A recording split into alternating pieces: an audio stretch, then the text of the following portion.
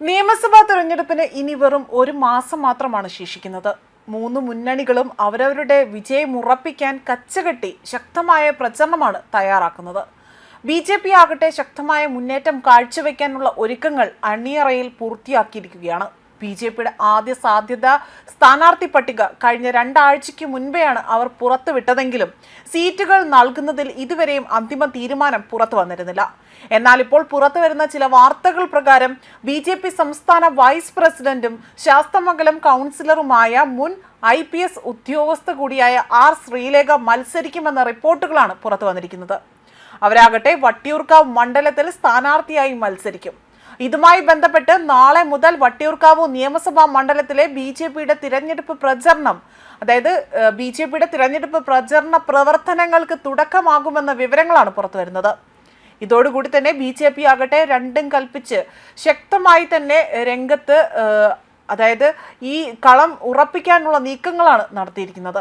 മാത്രമല്ല, കഴിഞ്ഞ പഞ്ചായത്ത് തിരഞ്ഞെടുപ്പിൽ തിരുവനന്തപുരം കോർപ്പറേഷനിൽ മേയർ സ്ഥാനാർത്ഥിയായി ഉയർത്തിക്കാട്ടിയ നേതാക്കളിൽ ഒരാളാണ് R. ശ്രീലേഖ.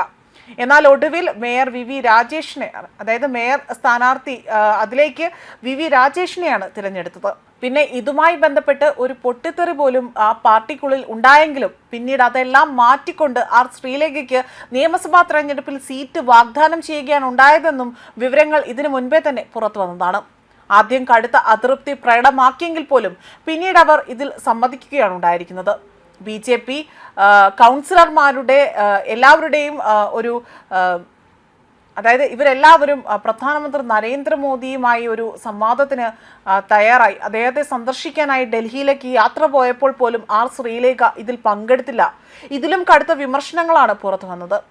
ഇതെല്ലാം പാർട്ടിക്ക് ക്ഷീണമുണ്ടാക്കിയെങ്കിൽ പോലും വളരെയധികം ശക്തമായി തന്നെ ഇവിടേക്ക് തിരിച്ചു വരികയും ഇവർ പാർട്ടിയും R. ശ്രീലേഖയും തമ്മിൽ ഒരു രമ്യതയിലേക്ക് എത്തുകയും ചെയ്തതോടുകൂടി തന്നെയാണ് ഇപ്പോൾ വട്ടിയൂർക്കാവ് മണ്ഡലത്തിൽ അവർക്കൊരു സീറ്റ് നൽകുകയും ഇതുമായി ബന്ധപ്പെട്ട പ്രചരണങ്ങൾ നാളെ മുതൽ ആരംഭിക്കുമെന്ന വാർത്തകളടക്കം പുറത്തു വന്നിരിക്കുന്നത്. അതേസമയം വട്ടിയൂർക്കാവിൽ BJPക്ക് അക്കൗണ്ട് തുറക്കാൻ സാധിച്ചതും വലിയ ആവേശമാണ് ഇവിടെ BJPക്ക് നൽകുന്നത്. ആയതിനാൽ തന്നെ ഇപ്പോഴത്തെ ഭരണം മാറിക്കൊണ്ട് BJP ഭരണം പ്രതീക്ഷിക്കുന്നതായി തന്നെ വിലയിരുത്തപ്പെടുന്നു. കഴിഞ്ഞ കാലങ്ങളിലായി തന്നെ CPM ഭരണത്തിൽ നടത്താൻ സാധിക്കാത്ത വികസന പ്രവർത്തനങ്ങൾ വട്ടിയൂർക്കാവ് മണ്ഡലത്തിൽ നിന്നുകൊണ്ട് BJPക്ക് ചെയ്യാൻ കഴിയുമെന്ന് തന്നെയാണ് അവർ ആത്മവിശ്വാസം പ്രകടിപ്പിക്കുന്നത്. ഇതിനോടൊപ്പം തന്നെ ജനം മാറ്റം ആഗ്രഹിക്കുന്നതായും വിലയിരുത്തപ്പെടുന്നുണ്ട് എന്നും വ്യക്തമാക്കുന്നു. വട്ടിയൂർക്കാവിലെ ജനങ്ങളുടെ മനസ്സറിയാൻ അവർക്ക് ഇടയിലേക്ക് എത്തിച്ചെന്നുകൊണ്ട് എന്താണ് അവർക്ക് പറയാനുള്ളതെന്ന് കേൾക്കാൻ വരും ദിവസങ്ങളിൽ തന്നെ ഒരു സർവേ റിപ്പോർട്ടുകൾ തയ്യാറാക്കുന്നതായി തന്നെ അതിന് കഴിയുമെന്ന വിശ്വാസമാണ് ഇവിടെ പ്രകടിപ്പിച്ചിരിക്കുന്നത്.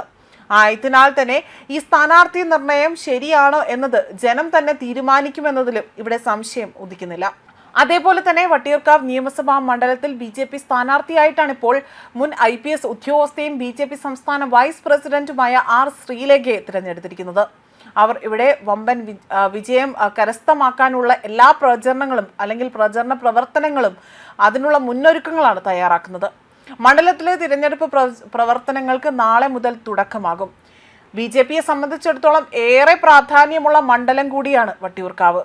ഇവിടെ ചുവരെഴുത്തുകൾക്കും അല്ലെങ്കിൽ മറ്റെല്ലാ രീതിയിലുള്ള പ്രചരണങ്ങൾക്കും ഏറെയായി തന്നെ അതിലെല്ലാം ഉപരിയായി തന്നെ ജനങ്ങൾക്കിടയിലേക്ക് ഇറങ്ങി പ്രവർത്തിക്കാൻ തന്നെയാണ് ഇവിടെ R. ശ്രീലേഖ അടക്കമുള്ള മറ്റ് നേതാക്കളും പ്രവർത്തകരും എല്ലാവരും തന്നെ ഇതിലോട് ശ്രമം കാണിക്കുന്നത്. അതേപോലെ ശാസ്തമംഗലം കൗൺസിലർ കൂടിയായ R. ശ്രീലേഖ നാളെ രാവിലെ 10:30 നർമ്മദ കോംപ്ലക്സിന് സമീപം ചുവരെഴുത്ത് നടത്തിക്കൊണ്ട് ഈ പ്രചരണത്തിന് ഔദ്യോഗികമായി തന്നെ തുടക്കം കുറിക്കുന്നത്. കഴിഞ്ഞ ലോക്സഭാ തിരഞ്ഞെടുപ്പിലും തദ്ദേശ സ്വയംഭരണ തിരഞ്ഞെടുപ്പിലെല്ലാം തന്നെ BJP 1ാം സ്ഥാനത്തെത്തിയ മണ്ഡലമാണ്. അത്തരമൊരു പ്രത്യേകതയാണ് വട്ടിയൂർക്കാവ് മണ്ഡലത്തിനുള്ളത്. BJP സംസ്ഥാന വൈസ് പ്രസിഡന്റ് K. സോമൻ, അതേപോലെ തിരുവനന്തപുരം സിറ്റി ജില്ലാ പ്രസിഡന്റ് കരമന ജയൻ എന്നിവരെല്ലാവരും തന്നെ സമൂഹത്തിന്റെ വിവിധ മേഖലകളെ പ്രതിനിധീകരിക്കുന്നവരുടെ ഒപ്പം തന്നെ ഈ പരിപാടിയിൽ പങ്കെടുക്കും എന്നതാണ് ഇപ്പോൾ വിവരങ്ങൾ ലഭ്യമാകുന്നത്. ന്യൂസ് ഡെസ്ക് കർമ്മ ന്യൂസ്.